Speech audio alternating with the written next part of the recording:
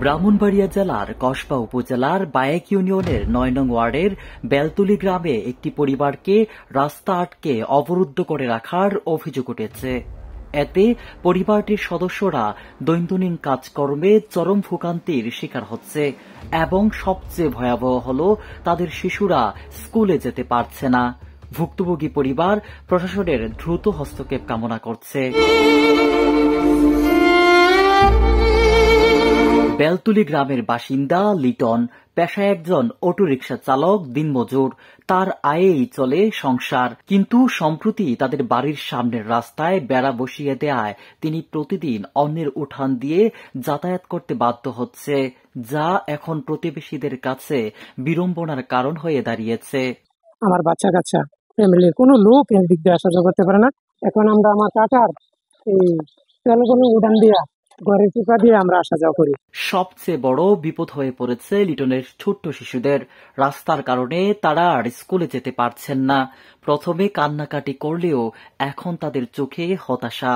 তাদের বাবা মা জানান, ওদের চোখে এখন প্রশ্ন, আমরা কি স্কুলে যেতে পারবো না? কেন আমাদের আটকে রাখা হলো?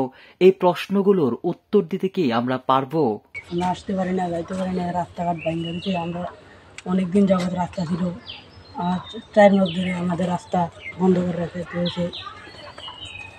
আমি সাইকেল নিয়ে ওই দিক দিয়ে যাইতে পারি না। বেড়া যায় স্কুলে আসা যাওয়া আমার অসুবিধা হয়। আমার ছোট ছোট ভাই বোনরা স্কুলে আসা যাওয়া করতে না, বৃষ্টিকালে শুষ্কনিতে পড়ে যায়। একই অবস্থার শিকার রিপনের পরিবারও। তাদের অভিযোগ, প্রতিনিয়ত হুমকি, ভয়ভীতি এবং সামাজিকভাবে হেয় করার চেষ্টা হচ্ছে।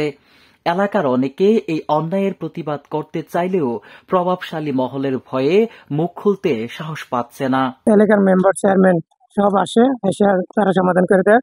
যাওয়ার পরে সম্মানী ব্যক্তিরা তারা আর এই রায় মানে না, এরকম করতেছে। ষড়যন্ত্রকারী চক্রের বিরুদ্ধে ভুক্তভোগীদের অভিযোগ, গ্রামের কিছু ব্যক্তি যাদেরকে তারা মানুষরূপী অমানুষ আখ্যা দিয়েছে, বলছেন পূর্ব পরিকল্পিতভাবে এই রাস্তায় বেড়া বসিয়ে পরিবারগুলোকে অবরুদ্ধ করে রেখেছেন। অভিযোগ ওঠা ব্যক্তিদের মধ্যে রয়েছে মোহাম্মদ কালু মিয়া, তার ছেলে গোলাম জিলানি ও গোলাম কিবরিয়া, খলিল মিয়া এবং লেদু মিয়া। ভুক্তভোগীদের ভাষ্য মতে এটি একটি চক্রান্তের অংশ, যারা আইন কানুনের তোয়াক্কা না করে নিজস্ব আধিপত্য বিস্তার করতে চায়। করার পরে আবার বাইক ইউনিয়নের হাসান ভাই সভাপতি, তারপর মনির কাকা, তারা অনেক নেতাকর্মীরা বিএনপির আসছে, এসে আবার সমাধান করে দিয়ে গেছে। কইছে এই রাস্তা আবার বাইন্দা আমরা নেওয়ার জন্য। ওই দেখেন এই দাবার দুবার বাস টাস কাটিয়া এমনি 10,000 টাকা আমরা অর্থদণ্ড করে মাল সামান যোগাইছি। যোগানোর পরে আমরা আবার তারা এই মাইল দূর করে মনে করে এই রাস্তাঘাট বন্ধ করে দিচ্ছে। আর তারা এই বাথরুমের ময়লা পানি এই রাস্তা দিয়ে আমরা অটোমেটিক সার্ভিস রাস্তা 3 বছর। 1 নম্বর হচ্ছে খলিল, 2 নম্বরে কালু, 3 নম্বর হচ্ছে জাকির হোসেন লেদু, 4 নম্বর হচ্ছে হোসেন। স্থানীয় জনপ্রতিনিধিরা বেশ কয়েকবার সালিশের মাধ্যমে বিষয়টি সমাধানের চেষ্টা করেছে, কিন্তু প্রতিবারই বেড়া সরিয়ে দেওয়ার পর আবার তা বসিয়ে দেওয়া হয়েছে, যা ভুক্তভোগীদের উপর নির্যাতনের একটি পদ্ধতিগত অংশ বলে মনে করছে স্থানীয়রা। দিতে গেলে তারা যারা সরজমিনে আগে যাইতে আছে, এইটা রাস্তার 2 আর 3 হাত আছে, তো এইটা যাইতে আছে। যাওয়ার পরে তারা কি করছে, এই ফাত্র যাবেন না, 2-3 হাত জায়গা দিয়ে যাইতে আছে, আইতে আছে, তো এমনি গেলে ভালো হইব। তখন এতে আবার এই 4 হাত না 6 জায়গা বানছে, 5 ফুট বানছে ওই হোসেনের জায়গা দিয়া বাইন দিয়া, তারপরে আসা যাওয়া করতে আছে।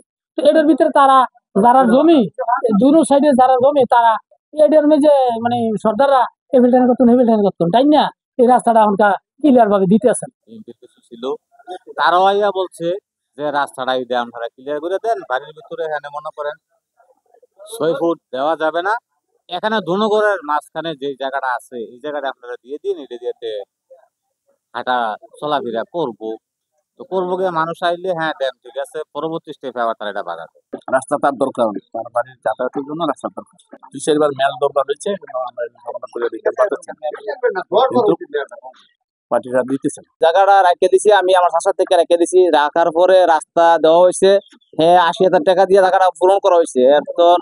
তখন আমলি সড়ক ক্ষমতা ছিল, বিলেজ চেয়ারম্যান একবার দেখছে, মামুন চেয়ারম্যান দেখছে, রাস্তা হয়েছে, দিছে। দেওয়ার পরে তারা দিতে রাজি না। একবার দিয়ে চেয়ারম্যান আসলে কয় দিছি, চেয়ারম্যান গেছিল কয় দেয় না।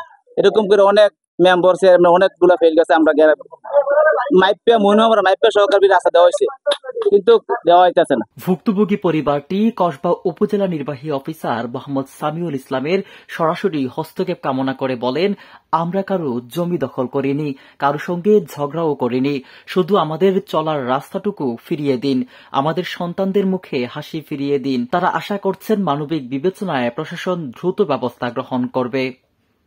কসবা থেকে জমশিদ মিয়ার রিপোর্ট, আমার বার্তা ডিজিটাল।